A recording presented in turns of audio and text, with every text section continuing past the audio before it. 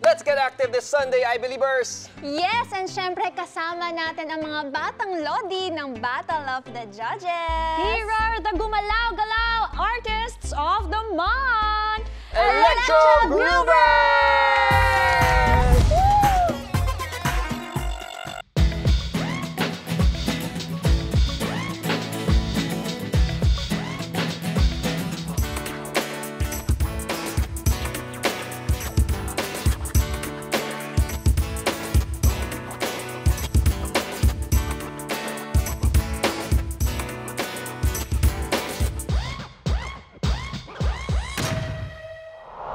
Astig! Magbabalik mamaya ang Electro Groovers para makilala natin at magpapakitang gitas ulit. So, get ready because our episode blasts off in 3, 2, 1, boom!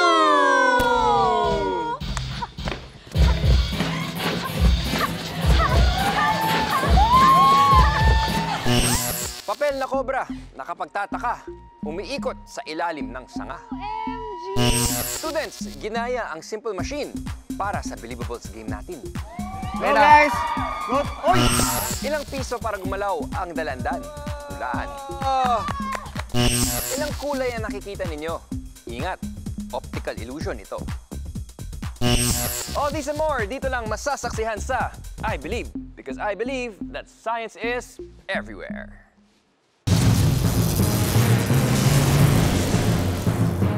Hello, Shaira, Zonia. Hello, Kuya Chris! Ito, pampagising itong first experiment natin. Ano yan? Ano yan? Bakit, kuya? Tungkol saan ba yan? Dahil tungkol ito sa cobra. Okay, ito mga kailangan natin. Mga colored pens, paper plate, gunting, pin, wire, and itong flute. Sa paper plate natin, mag-drawing ng cobra. So, Ate Zonia will cut this. Okay. While tayo naman, Ate Shaira, Kokoloran natin. kokoloran natin. Pagtapos ni Ate Zonia mag-cut, drawingan, kulayan at gupitin, ganito na siya. Okay? See, may iba't ibang layers niya, nagpa-pop out. And then, using the pin, binutas natin dito sa taas. Okay? At nilagyan natin ang tali. Very simple. Okay, ngayon, paano natin paggagalawin? Paano nga ba, Kuya? Okay, ganito. Ito ako, ha? Cobra! OMG! Gumagalaw nga! Ayan na. OMG! Ayan na, Gumagalaw na ang cobra natin! Okay. Nakarinig na siya ng music. Wow! Oh, di ba? Paper plate. Gawa lang siya sa paper plate pero umiikot nga gumagalaw. Paano nangyari yun? Dahil naka-on ang electric stove sa basket, uminit ang hangin sa ibabaw nito. Pag ang matter ay pinainitan, nag-expand ito. Lumalayo sa isa't isa ang molecules nito. Kaya naman mas mababa ang density ng hot air kumpara sa cold air. Kumbaga, hindi ito ganun kasiksik. Yun ang dahilan para umakyat ito. Ang pagtaas ng hot air ay isang halimbawa ng convection, which is the circulation of fluids, kaya ng liquids or gases. Dahil sa circulation o paggalaw na ito, iikot din ang paper cobra as long as nasa ibabaw ito ng hot stove. I believe.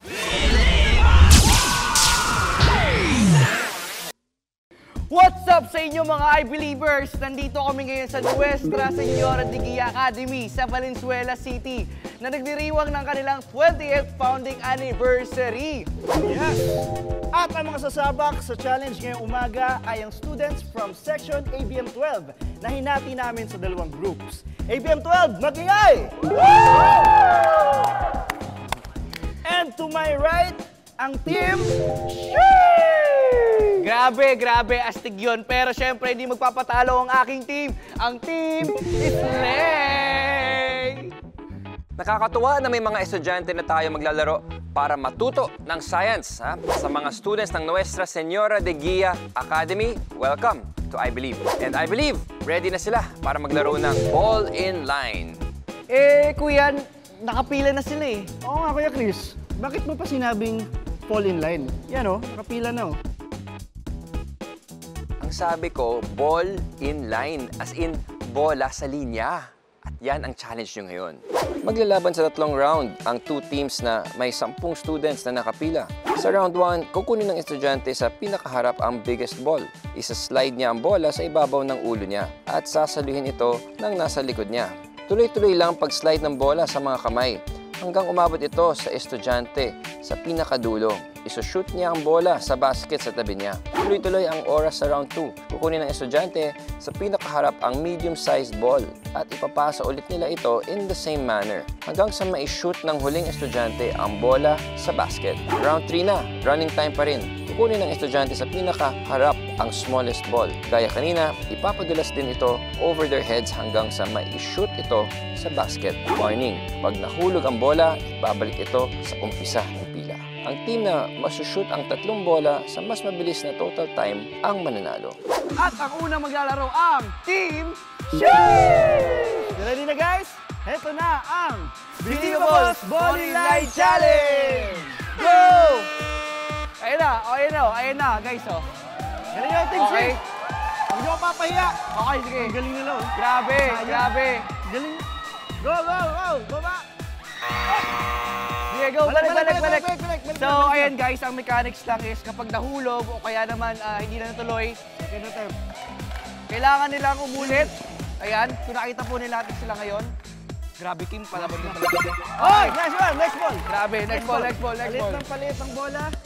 Pahirap ng pahirap yung challenge. Pahirap ng pahirap. Go, Ayan na. guys! Go! Oy! Ayan, go lang, sige. Balik, So, yun balik, guys, balik.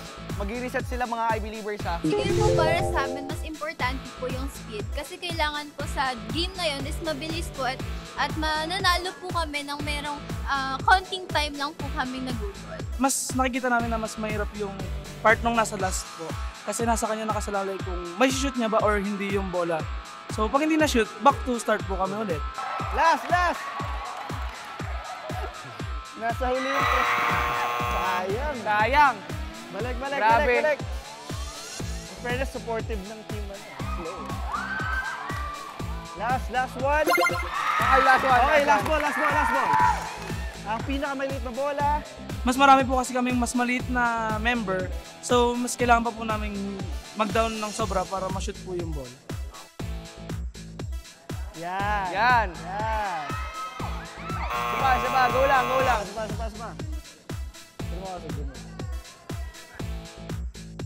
Last one. Up. Pero syempre, hindi magpapatalo ang aking team. Slay! In 3, 2, 1, go! Okay guys, go! Go, Team Up. Slay. Go! Okay. Up! Steady so Steady, far, steady. Team Slay. Parang kaya nila in one go to. Okay! Grabe yun! Magaling. Go lang guys, go lang. Okay. Hindi naman po kami masyadong nahirapan kanina. Kailangan lang po talaga mag-apply ng focus when it comes sa paglalaro. Up! Maganda yan. Go guys, go Team Slay. Oy! Close call. Go lang! Go Team Slay. Parang kaya ulit nito ng... Okay. Last ball mga I-believers! Grabe, ang bilis.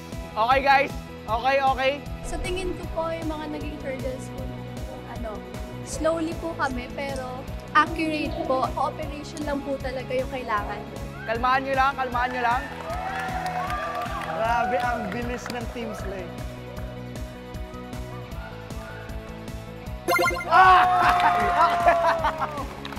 And time! Grabe! Nice one, Team Slay! Alright, ABM12, nag-enjoy ba kayo doon? Okay ba? Ayos! At ito na, malalaman na natin kung sino ang pinakamabilis at ang official time ng Team Sheesh ay 2 minutes and 48 seconds! Hey! Nice one. Ayan. At syempre, mga I-believers, i-announce ko na rin ang score or time ng aming Team Slay! Okay, ang official time ng Team Slay ay 51 seconds! Nice one! Kaya ang nanalo sa Bowling Line Challenge ay walang iba kundi ang Team Slay! Okay lang yan, guys. Kung titingnan natin ang hugis na na-form ng bawat team, para itong inclined plane. Ang inclined plane ay simple machine na binubuo ng sloping surface. In this case, ang pinagdugtong-dugtong na arms and heads ng students. Kadalasan ginagamit ang inclined plane para mas madaling itulak paakyat ang isang bagay. Sa laro natin, baliktad ang direksyon ng bola. Mula sa mas mataas na lugar, pababa ang direksyon ng bola. Pero imbis na gumulong, pinagpasapasahan ng bola. Kaya importante ang speed o bilis at dexterity o ang husay sa pagkilos gamit ang mga kamay. Akala natin laro-laro lang, yung pala may kinalaman pa rin sa science itong ball inline challenge. I believe. Salamat sa students ng ABM 12. Mag-ingay! Thank you guys! Siyempre, salamat din sa buong community ng Nuestra Señora de Guia Academy, Valenzuela City! Tama yan. At isa yan sa mga natutunan ko pa ngayon na teamwork always work, di ba? Yes, tama ka dyan, Jamir! I believe! Welcome to the Battle of the Brainy in Science. This is Ruben Minute! At eto na ang contestants natin for today. Ate Shaira and Ate Zonia. Let's go! Alright. Okay, and as usual, alam niyo na yung mechanics natin. May itatanong ako. At kailangan nyong i-prove ang sagot by way of an experiment. Okay? Okay. Kung mali ang inyong sagot, may chance yung opponent ninyo para mag-steal at sumagot ng tama. Okay. So, ito ang piso-piso para sa prutas experiment. Meron tayo dito naka-set up na board, okay, na nakapatong sa mga libro. Okay. Meron din tayong dalandan, okay, na nakatali sa yarn, na nakakabit sa isang bucket dito. Okay. Ilang piso tingin nyo ang kailangan ilagay sa container para mahila ang dalandan all the way up here, okay? Okay. So may choices tayo. A, up to 40 pesos. B, 41 to 50 pesos. And C, more than 50 pesos. Okay? So, bago nyo sagutin yan, you have to spin the wheel. Okay? So, choose a color. Zonia, may Blue. red and blue ang suot mo. So, red and blue din ang sa wheel. Blue ang sagot mo. Blue. Okay, spin the wheel. Blue for Zonia. Blue. Red. Red for Shara. Blue. Shara. Blue! for Zonia. Okay. Dahil na blue, you will go first. So, Zonia, what is your answer? Feeling ko B, 41. B, 41 to 50. 50. Go ahead and try. Naka-arrange na yan by 10s. 10. Okay, so Okay. that's already 10. 10. Ay! Okay. Safe pa, safe. 30. 30. Ang hula ni Ate Zonia ay B, 41 to 50. 40. 40. Hoy? 41. 41. 42. 43. 44. 45. 46. 47, 48. 49. At dahil dyan, you are the winner! Okay! Nice one! Sa experiment na ito, nakabuo tayo ng dalawang simple machines na pinaghalo, inclined plane and pulley. Yung plywood na ipinatong sa mga libro, ang inclined plane. Ito ay flat object na nakatilt diagonally para mas mataas ang isang dulo kaysa sa kabila, para mas madaling iangat ang isang object. Yung yarn, container at coins naman ang nagsilbing pulley. Karaniwang hinihila ang mga pulley. Pero kanina, imbis na kamay ang humila sa yarn, gravity ang nag-provide ng force para bumaba ang container na puno ng piso. Ayon sa Newton's second law of motion, force equals mass times acceleration. Yung force ay nanggaling sa gravity acting on the mass, which is yung timbang ng coins at container. Pag sapat ang dami ng piso, sapat din ang weight nito para mahila ng gravity. Kaya naging sapat ang force para mag-accelerate o gumalaw ang dalandan. I believe. Hi, believers! Kanina, pinagalaw-galaw na natin ang ating katawan. Diba? Ngayon naman, exercise natin ang ating utak dito sa Brain Bender. Okay. Girls, Hi, believers! Nakita nyo itong artwork na ito sa harapan natin. Ilang kulay ang nakikita ninyo? 2, 3, 4, 5, 6. Oo, 6. Orange. Orange. Yellow. Red. Yellow, red. Purple. Blue. Light blue. So may, saan yung light? Ito, Light. light blue and dark blue. Dark blue. Let's find out.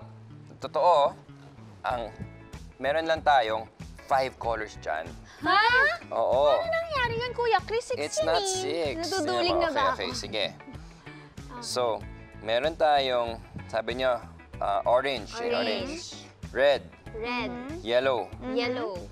purple, Purple. and then light blue, Light blue. dark blue. Dark blue. Di ba? But actually, 5 lang yan kasi yung blue is the same blue. Walang light at dark dyan. Oo Tanggal ka nga. Paano nangyari yun? Di ba? Isang shade lang siya. It's actually an optical illusion. Oo. Chromostereopsis ang tawag sa optical illusion kanina. Nangyayari ito pag pinagtabi ang certain colors. Bawat kulay may wavelength that stimulates different areas sa mata natin.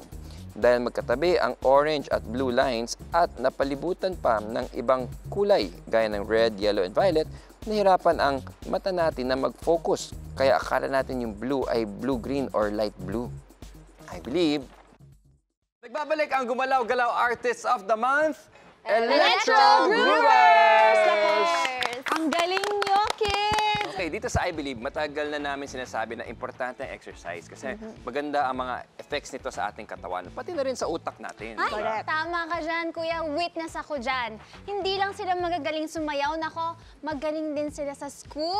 Good very job! good. Ano bang favorite subjects ninyo? Tanungin na lang natin si Misha and si Alray. Ayan. Math and science po. Math and Science, pareho tayo. Aba, Ikaw naman. Lahat po na major subject. Lahat ng nilahat Natulungan ang nga major lang ako. subject. So, very good kayo dyan. At bukod sa pagiging finalist sa Battle of the Judges, alam niyo, feeling ko marami pa kayong ibang achievements. Ano-ano ba yung mga ito? Misha and Arlie? Arley. Arley. Nanalo po kami sa World of Dance po bilang junior division champion po. And nanalo din po kami sa World Supremacy Battlegrounds po. Champion din po kami in Australia po. Wow, so anong mga countries ang mga nakalaban niyo doon? USA. Madami din po mga New Zealand, Japan po, and madami pa pong iba. Matitindi kalaban doon at kayo nagwagi doon? Wow! Ang galing na Something to be naman. proud of para sa Pilipinas, di ba? Hindi, kaya alam niyo, this time, makikigalaw-galaw na muna kami kasama ang Electro Groovers!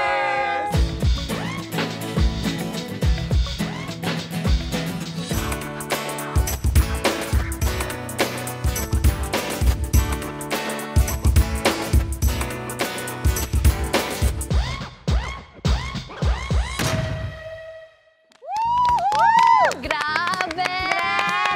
Cute naman! Ang gagaling! Grabe, galing talaga. ha? Thank you so much, Electro Groovers. Ate Shaira, of course, and Ate Zonia. Guys, I Believers, we'll see you dito lang sa pinakamasayang Sunday morning tambayan. Ito ang I Believe!